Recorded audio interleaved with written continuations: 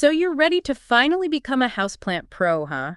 You're tired of scrolling through endless articles with conflicting advice. Yeah, it can be overwhelming. We get it. Yeah. And that's why we're doing this deep dive into Oklahoma State University's Houseplant Care Guide. It's a great resource, really thorough. They're basically the plant gurus, and their guide starts with a bang. Light. Oh, absolutely. Light is key. The golden rule of houseplant care. It really is. Most houseplants, they crave that bright but indirect light. Makes sense. Right. But here's where it gets interesting. They actually give you specific distances to aim for, like 4 to 8 feet away from a south-facing window, which I thought was super helpful. Oh, wow. I never thought about that, about specific distances. Yeah, and they also mention, and this one kind of surprised me, they caution against letting leaves actually touch the window glass. Oh, like a sunburn for your plants? Exactly. It's about finding that sweet spot, just the right amount of light. And speaking of sweet spots, the guide also stresses the importance of humidity, especially for those tropical plants that, love that humid environment. Right. Like, how do you recreate that jungle vibe without turning your whole house into a jungle? Right, exactly. Well, the guide has a really simple solution, the trusty pebble tray. Oh, I love those. Yeah, it's a great low-tech way to increase the humidity around your plants without overwatering. And overwatering, that's a big no-no according to this guide. Huge. They're all about pots with drainage holes. Makes sense. Let those roots breathe a little bit. Exactly. But they do offer a clever workaround for those decorative pots that, don't have those drainage holes. Oh, I'm intrigued. The pot within a pot method. Basically, you're creating that little air pocket for proper drainage and aeration. Like giving those roots a little breathing room. Exactly. Now let's talk about the potting mix itself. I mean, can we just dig up some dirt from the backyard and call it a day? I wish it were that simple. But the guide actually gives you a specific recipe for success. Ooh, a recipe. I like it. About 50% peat moss, 35% bark, Yeah. and 15% perlite. Okay. So it's like baking a cake. You got to have the right ingredients. Exactly. Mm. And speaking of recipes, the guide also dives into the sometimes confusing world of fertilization. Oh, yes, because there's so many different fertilizers out there. Right. They simplify it with something they call a dilute and adjust approach. Okay. You dilute your fertilizer, probably more than you think you need to. Oh, interesting. And then you adjust the frequency based on the season and what your plant actually needs. So it's about finding that balance, right? Just like with the light and the water. Absolutely. But what happens, we try our best, but what happens when things still go wrong? Oh, it happens to the best of us, believe me. I've killed my fair share of plants. I'm not afraid to admit it. We all have. It's a learning curve. Yeah. But the good news is that the guide has a whole section on troubleshooting common problems. Okay. And they start with those dreaded yellowing leaves.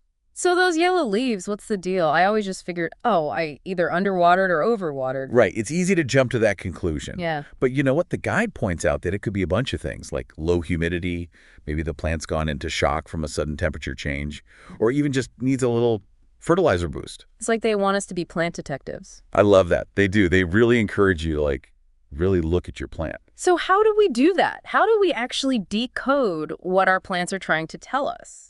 Observation is key, right? They suggest, really checking those leaves for any signs of pests. Maybe feeling the soil. How dry or moist is it? And even just looking at the plant's overall posture. Oh, interesting. Like how it's standing or not standing. Exactly. Is it kind of drooping? Is it reaching for the light? It's amazing what you can learn just by paying attention. It's like they have their own little language. They do. Speaking of which, pests. The bane of every plant parent's existence. The guide actually has some pretty handy tips for dealing with those unwanted visitors. Oh, yeah, they do. And some of them are surprisingly simple. Did you know that just giving your plants a gentle shower can help prevent spider mites? Oh, really? So, like spa day for my plants, and it helps with pests. I like it. Okay, let's talk plant selection, because this is where the guide really shines.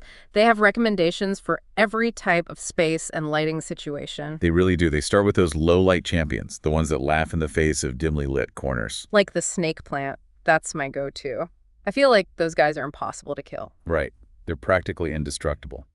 The guide also mentions the peace lily, which is great for purifying the air, and the cast iron plant, which, the name says it all. Tough as nails. Okay, but what about those of us who are lucky enough to have some decent sunlight? What are our options? Oh, plenty. For a real tropical vibe, they recommend the croton, those gorgeous, colorful leaves. And if you want something a little more dramatic, there's always the zebra plant with those bold stripes. Ooh, I love those. Like a statement piece for your plant collection. Exactly. And they even have tips for folks who want to create like a whole jungle vibe with different textures and shapes. Oh, yeah, they talk about considering a plant's growth habit, its leaf size, the overall aesthetic. Do you want something trailing, upright, a pop of color? They've got ideas for every style. I love it. Okay, but let's be honest, there are some plant parents out there who are up for a challenge. They want the flowering plants, the ones that require a little more, finesse. They're out there, and the guide doesn't disappoint. They have options for both beginners and those who are, shall we say, more experienced in the art of flowering houseplants. So like easy blooms versus proceed with caution. Exactly. For beginners, they recommend the African violet, Mm. relatively easy to care for, and those velvety blooms, gorgeous. And for those who are ready to level up, Orchids, they can be a little finicky, but oh, those blooms, so intricate and exotic. they're like the royalty of the houseplant world. They really are. Now, before we wrap up this plant party, there's one more thing I wanted to touch on. The guide mentioned something called pot boundness. Have you ever heard of that? Oh yeah, it's a common problem, and a lot of people don't even realize it's happening to their plants. What is it exactly? So imagine your roots are stuck in this tiny space, right? They can't grow, they can't access nutrients. That's essentially what pot boundness is. It's like wearing shoes that are way too small. Oh, that makes sense. So how do we know if our plant is sending us an SOS from its pot? What are the signs? The guide gives a few telltale signs to look out for.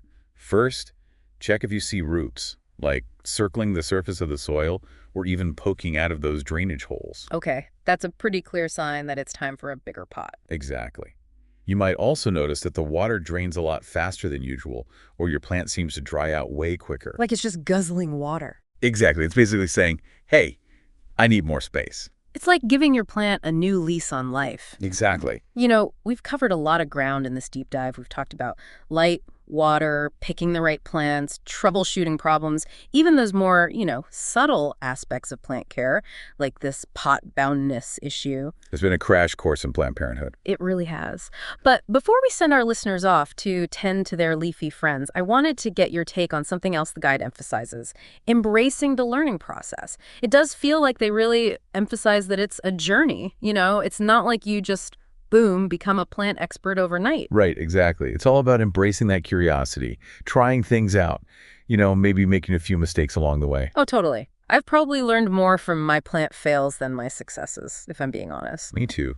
We've all been there. But those failures, they're just part of the learning process, right? Exactly. The guide really emphasizes that. Every plant, every single leaf, even every time a bud drops, it's a chance to learn something new. It's like shifting your mindset, from, oh no, what did I do wrong, to, okay, what can I learn from this? Absolutely. It's about like rediscovering that sense of wonder about nature. And you get to do it right there in your living room. I love that. So as we wrap up this deep dive, we've covered so much about caring for our houseplants. If you had to leave our listeners with just one golden nugget of wisdom, what would it be? Oh, that's a tough one. But I think it would be to, how do I put it? Pay attention to the whispers of your plants. The whispers. Okay, I'm intrigued. Tell me more. Each plant, it has its own little language, its own preferences, its own quirks. And it communicates those things through how it grows, how it's standing, even the tiniest changes in its leaves. It's like those subtle signs that we might miss if we're not paying close attention. Exactly. And the more you learn to recognize those signs, the better you'll understand your plant's needs. So it's not a one-size-fits-all approach. You really have to tune in to each individual plant. Absolutely. Slow down, observe, listen to what they're trying to tell you. That's so beautifully put. So to our listeners, we encourage you, be curious, experiment, don't be afraid to try new things, and most importantly, listen to those silent whispers from your plant friends. We'll be here cheering you on every step of the way. Happy growing, everyone.